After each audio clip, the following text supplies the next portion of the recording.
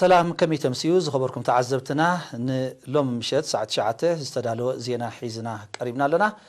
أنباب زينا سامسون هايليه كندي نتبتات زينا انهم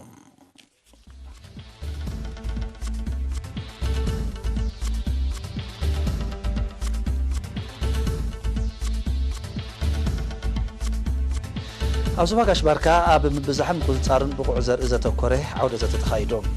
كوت أزمت زيغاتات ديغا حركبة المعزاب عودة وديبام نعدتات وقوحج عازر راهب ترقيا بالعلا 10 مليون نعفاي تسقن نسفحنا اللوم أب بوروندي حمام عصو نبسكا في درجو 5 عرقة حبرات هاقرات قريتهم أو أفغانستان بشبراو متكعتي 14 سبات تقاتيلهم نيتونا أستراليان حدش نايم التحقاقاز سمم معخات تيمام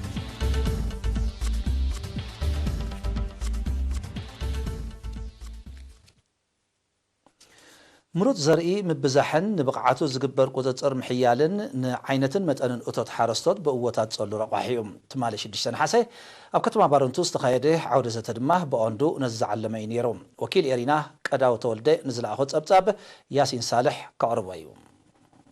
أبزو باقاش باركا كم أكال نايتي استفلالي ميلاتات تتأكيمكا مهر تحرشان مخبات ذكيات زول التعري بقعات زرئين محياش زعلمة عودته بشدشن حسي أب كتما بارنتو تخايدوم اتي وكالتي حروستتن سبمويا حرشان زتساتفو عبدزته حروستوت زتتاريه بقعاتو استرقاقته مسكبابي زسانه كمون دركن حماماتن زتصاور مروت زرئي تتاكيمم مهرتم زسسنولو بايتان مفتار زعلمة كم زخونه حلافي زباوي أقولقولات قططر زوبا قاشباركا آتو حاقوس قبر مريم حبيروم كي إلاتات قططر زرئي من إسيات كسات إيبون زيناوي تسفى برهانن بوغنوم مرود زرئي مبزحن نبقعاتو زقبر قططر محيالن نعينتن متأنن أتوت حارستت بقوتات صلو رقاحي مخان بمتكاس مسرح مبزحن قططرن زرئي لعلا دهبون تنقاقن كم زقبرلو قاليتهم أتوم كي إلاتات بتوسخي بحقاقات مبزح زرئن قبوء مياو مسرحن زحلفون قططر زتقبر الله من بقعات أزرقتين مفراين متكامن نقوح تساتفو حرستوت وسان سلزغنة نحرستوت مأكل زقبرو مدبات كتقبرو كم زقباء بمتكاس تأمر أقباب مبزح مرود زرئي كدفالو التحساسيبهم أبمو داتا تساتفتي نمسرح مبزحن قططرن مرود زرئي زحقوزو حسابات دحر مغرب نقحاتهم زأب مدبات كدفالو نمسرح مبزح زرئي زحقوزو مسالتياتات أدهبو كقبرلهم أبوان مأكاب مهرت زفتر متحنفات زرائتين مقدمة لعلت انقاقا كقبر زبلن كال أوتن رئيتات أقريبهم لمعات المرققات بدرجة هاجر عبيت مدبات كتكبر تاني حلوم مسرح ترقياتات كالات محبرة وأقولقلوت ديقاتات كالات حتى أرض حرشان وزتين أبزخر مبل 25 عامت من مسرات ساوان مستاف كاوت أزموت زيقاتات لما نزيب من سيات سلاسل زل مدبات معزاب بترنف عدتا كايدوم قازيت إنيات عمزق تسباي بملكع تسابتساب نزدال وتحسته فرتنا عندهم كتنبو بيام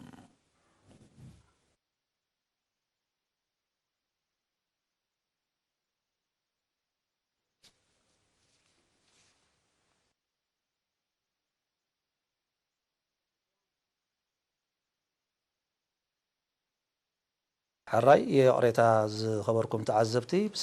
بسنك تكنيك أب تنبل مبل 25 عامت مجمار هاجراو أقولقلوت نخكافلو نساوا زوردو كاوت أزموت زيقاتات بترنوف ديغا هركبتن أب كوابيو السلاسل زلو المعتاوي مدباتن تعذيبهم إذا عبيت من إسياتن قولعن زركبوهم أستات كلت مئة زيقاتات كاب استفلالي هاجرات أوروبا أمريكا هاجرات عربن كالوت هاجرات زنقولو خوينهم بترنفيهم ناب كركبت تقعيزهم أبتو بوتا مس وصحو بنبرتن أي تخبابي دمو أقابلا استقبر لهم عدتنياتات نتديقان نحفش شاوي نايلم عاد صراحاتن زملكت مقلتيه بخيلاتات تواهيبوهم أبتو بوتا زفسسي حيال تعارن استراتيجياوي أطامتا من قستي إرتران كجنزبو خمز خالو زحبرتن بتحتي ماينا بخمز من قدي انت عقبنايو نهاجرنا أخيلو استرفيو بمبال بتي أبكواب ديقا هركبت سلاسل زلو لمعاتا وصراحات حابن كم التسمعهم قاليت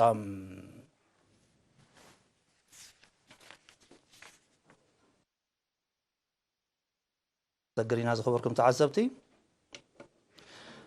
نعدتات قحجعا زرخب بصرقيا حزبي بزوسدو تبغسو بالعل 13 مليون نعفاي صقنن يسفحنا لهم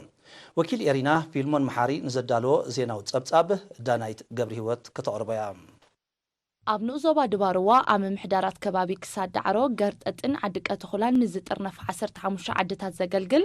ካብ ጸሊም ጽርግያ ሸኻ ወዲ ብስራት ዝእለን የሐመድ ጽርግያ ብተበግሶ ህዝቢ ብማሽነርታትን ይጽገንን ይሰፍሕና ኣሎ እቲ ኣብ ዝሓለፈ ወርሒ ሓምለ ዝተጀመረን ን125 መዓልታት ዝቕጽልን 15 ኪሎ ሜትር ዝነውሓቱ ፕሮጀክት 8 ሜትሮ ጎድኒ ዘለዎ ኮይኑ ካብ 10 ክሳብ 50 ሴንቲሜትር ርጉዲ ምሩጽ ሓመድ ይንጸፈሎ እዚ ብዞባ ደረጃ ክልተ ግዜ መጽናዕታዊ ቅየሳ ዝተኻየደሉ መስመር 9 ተነጻፊ ቢንቶታትን 6 ዓበይቲ ቢንቶታትን ከም ዘጠቓልል ብሓፈሻ ድማ 13 ሚልዮን ኣፋ ባጀት ተታሒዙሉ ከም ዘሎ ወኪል ኤሪና ንዝምልከቶም ኣካላት ብምጥቃስ ሓቢሮም ክልተ ግዜ ምምሕያሽ ተገይሩሉ ቅድም መጽናዕቲ ተገይሩ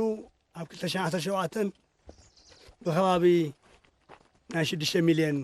ከባቢ ነይሩ ትግምቱ ዳሕራይ ግን 6 ሜትር ነበረ ጎኒ ናብ 8 ሜትር ገፊሕዩ እንደገና ተን ብፎርድ ወይ ከዓ ብተነጻፊ ዝነበራ ቢንቶታት ናብ ቢንቶ ዝቕየራ ገለ ስለ ዝነበራ ኣብዚ ምጅማርና እዋን ከም ብሓድሽ እዩ ዳግመ ግምት ተገይሩሉ ስለዚ በቲ ዳግመ ግምት ተገብረሉ ንስኻትኩም ከዓ በቲ ሕጋዊ መገዲ ሱሪካ ብፍኑ ደይኮነስ ብሕጋዊ መገዲ ብጨረታ ገይርኩም 3 ተኾናተርቲ ገይርኩም ዓዊትኩሞ ዘለኹም ስራሕ ጅመር ኣሎ ኣብዚ ጅመር ዘሎ ስራሕ እዚ 15 ኪሎ ሜትር ብምሉኡ ካብ 10 ሴንቲሜትር ክሳብ 50 ሴንቲሜትር ርጉዲ ዘለዎ ዝተፈላለዩ ስራሓት ኣለዎ ናይ ሓመድ ምሩጽ 9 ተነጻፊ ቡንተታት ወይ ከዓ ፎርድ ዝበሃል ከዓ ኣሎ ሓደ ክልተ ናይ 20 ሜትሮ 5 ናይ 12 ሜትሮ ክልተ ናይ 6 ሜትሮ ግፍሕ ዘለዎን ፎርድታት ኣለዋ ቢንተታት ሓደ 6 ኣለዋ እሳተን ከዓ ገሊአን ናይ 3 ሜትሮ ግፍሕ ዘለዎን ገሊአን ከዓ ናይ 2 ሜትሮ ግፍሕ ዘለዎን ብራኻ ካብ 1 ሜትሮ ክሳብ ሜትሮን ፈረቐን ንውሃት ዘለዎ እዩ እዚ ስራሕ እዚ 15 ኪሎ ሜትር ወይ ከዓ ዝኽልዕሊ 10 ከባቢ 13 ሚልዮን ዋግኡ ፕሮጀክት እዚ ውዳቤ ውህደት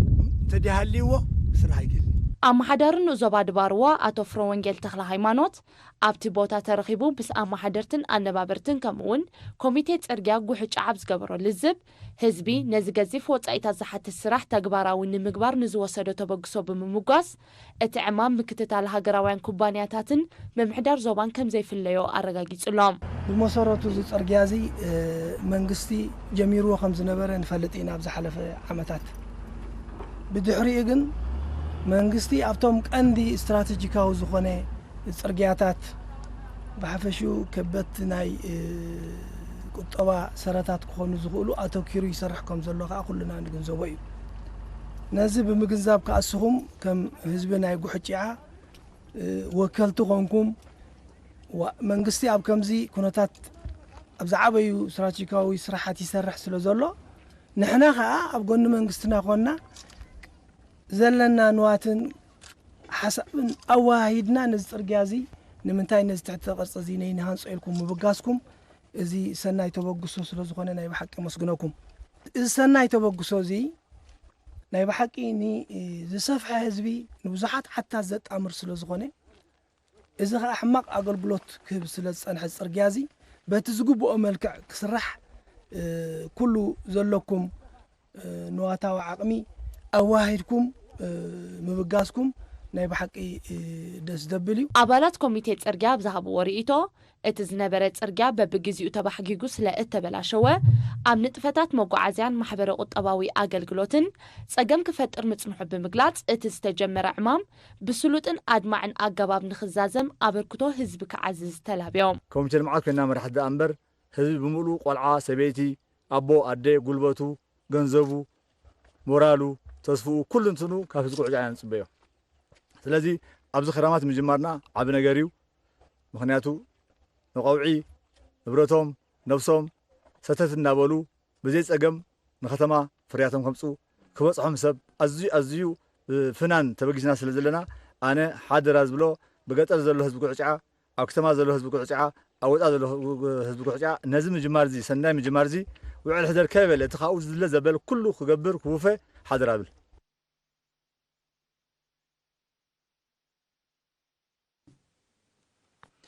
ኣብ ሓልሓል ዞባ ዓንሰባ ብ4 ነሓሰ ዝወቕዐ ህወብላ ዝተሓወሰ ብርቱዕ ዝናብ ኣብ ዘራእትን ቤት ትምህርትን ጉድኣት ኣውሪዶም በቲ ኣብ ሰዓታት ድሕሪ ቀትሪ ዝወቕዐ ዝናብ ኣብ ልዕሊ 50 ሄክታር ዝለምዐ ዝነበረ ኣካል ጥረታት ኣሕምልትን ፍረታትን ክድምሰስ እንከሎ 4 ክፍልታት መባእታ ቤት ትምህርቲ ድማ ዚንጎታታ ሙሉእ ብምሉእ ተቐንጢጦም ርእሰ መምህርታ ቤት ትምህርቲ ዩሱፍ ዓፋን የሪና ብዝሃቡ ሓበሬታ እታ ኣብ 1984 ዝተሃንፀት ቤት ትምህርቲ ኣብ ቃልዕ ዝተደኮነት ብምዃናን ቀፅሪ ስለ ዘይተሰርሓላን ብቐጻሊ ንባህርያዊ ሓደጋታት ክትቃላዕ ምጽንሓ ብምሕባር መሰረታዊ ፈታሕ የድልያ ከም ዘሎ ብርሂቦም እዚ ከምዚ ኢሉ እንከሎ ካብ ሰናጭሮን ርባታትን ዝወረደ ወሓይዝ እውን ኣባይቲ ከም ዘዕለቕለቐ ወኪል ኤሪና ሓቢሮም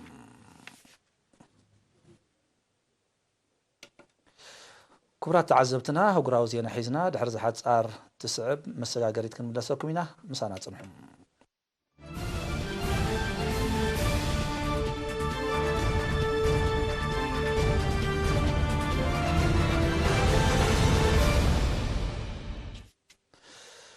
ኣብ ቡሩንዲ ሕማም ዓሶን ኣብ ኣሰካፊ ደረጃኡ ከም ዝዓረገ ውድብ ሕብራት ሃገራት ገሊፆም بمسرة ጸብጻባት ትውድብ ኣብዚ ዓመት እዚ ጥራይ በቲ ሕማም ካብ ዝተለኽፉ 5.7 ሚልዮን ዜጋታት ተሃገር እቶም 800 ከም ዝሞቱ ተፈሊጦም ቁጽሪ በቲ ሕማም ዝተለኽፉ ሰባት ብገምጋም ዳርጋ ፍርቂ ብዝሒ ህዝቢ ቡሩንዲ በፂሑ ክነሱ መንግስቲ ተሃገር ዛጊት ህፁፅ ናይ እዋን ሓደጋ ድንጋገ ከም ዘይኣወጀ እዩ ሕብራት ሃገራት ሓቢሮም ነቲ ሕማም ንምግታእ ዝካየድ ዘሎ ዘመተ ዝጥቀስ ውፅኢት ይርከቦ ስለዘየለ ቁጽሪ ግዳያት ክውስኽ ተኽእሎታት ከም ዘሎ ውድብ ጥዕና ዓለም ኣሚትሎም ኣብ ዞባ ዓበይቲ ቀላያት ኣብ እትርከብ ቡሩንዲ ኣብ 2017 ብዝተኸስተ ለበደ ሕማም ዓሶ ብውሕዱ 700 ሰባት ከም ዝሞቱ ጸብጻባት ይጠቕሱ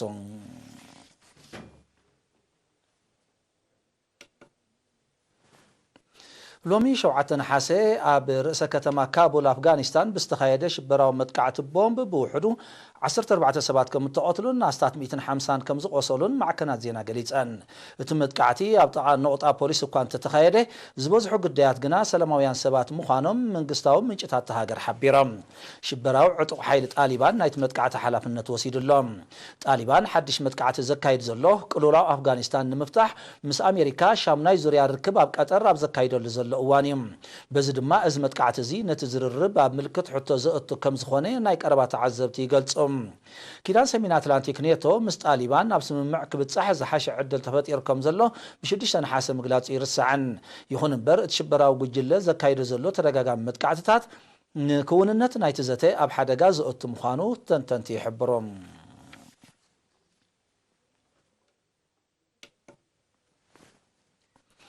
ኣስታት ሓደ ሲሶ ማለት ልዕሊ 5 ሚልዮን ካብ ህዝቢ ዚምባብዌ ብሰንኪ ሓደጋ ደርቂ ተጸባይ ህፁፅ ምግቢ ረድኤት ኮይኑ ከም ዘሎ ውድብ ሕብራት ሃገራት ኣብ ሳልስ ዝፍሊጦም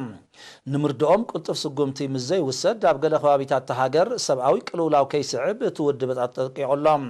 ውድብ መግቢ ዓለም ነቲ ጸገም ንምቅላል ዝውዕል ልዕሊ 330 ሚልዮን ዶላር ክህብ ተመባፂዑ እኳ እንተሎ ኣኻሊ ከም ዘይኮነ ነቲ ኩነታት ብቐረባ ዝከታተሉ ወገናት ይሕበሮም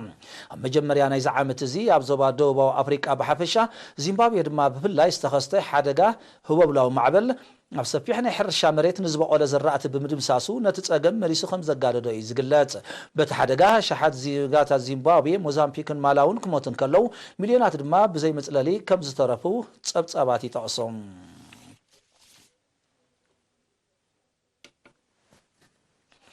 ኪዳን ሰሜን አትላንቲክ ኔቶን ኣውስትራልያን ሓድሽ ናይ ምትሕግጋዝ ስምምዕ ኸቲሞም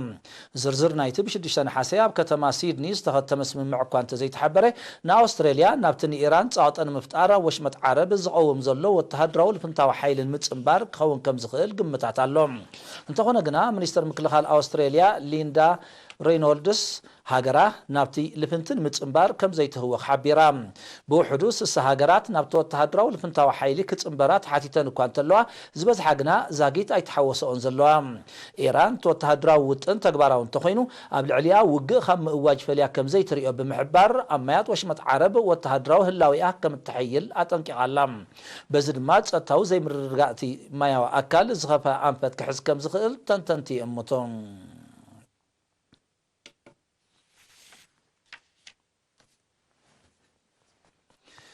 ቱርኪ ኣብ ልዕሊቶም ኣብ ሰሜናዊ ሸነኽ ሶርያ ዝንቀሳቐሱ ብኣሜሪካ ዝድገፉ كرداويان ميليشياتات حدش وتهدراو سرحيت كتكايد مهانا حبيرا بريزيدنت طيب إردوغان بشدشت نحاسي أبزهابا مجلسي اتم ميليشياتات تاو سقات هاغورو بمخانم بمتقاس أب قربا متعي أبلع اليوم حيال سرحيت ككايد مخان رديوم يهون مبر أبلع التم ميليشياتات كوسد زغل حدش وتهدراو سقمتي زي قبل مخانو زحبرت أمريكا تركي نتوتن بأغوه تقارت تصوي علام اتهاجر قديما أبلع التم ميليشياتات دحر زكايدتو وتهدراو سرحيت مس أمريكا كم اتفحفحت يقلات تركي اس 400 استسمي صار ميسايل روسيا دحر معداغا زمدنا امس امريكا كم زحرففه يقلات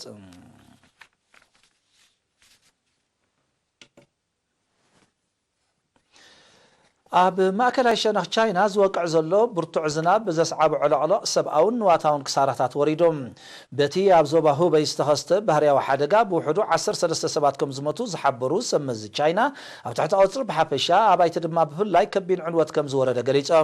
بسنك تحدقا شحت نبرتي كم من بريم تمزابيلهم مهلاهم تم سب السلطان بتوسخ حبيرام أبتخبا بزوقع زل زناب نسال استزيك أوتسل كم زغير زعمتو كإلاتات ميترولوجي تشاينا كل مدايو كسارات زايد سقعتهم قليت أمالهم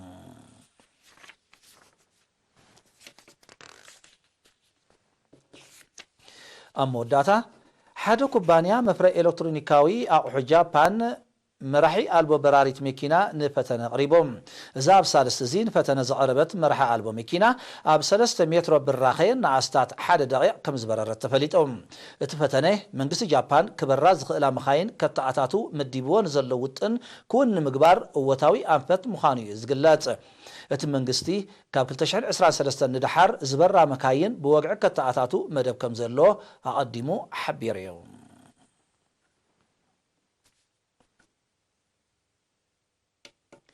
زي خبركم تعذبتنا لو مش استرالو زينا أبستفتيم الله بمكتالكم نمسجن سنة إليتين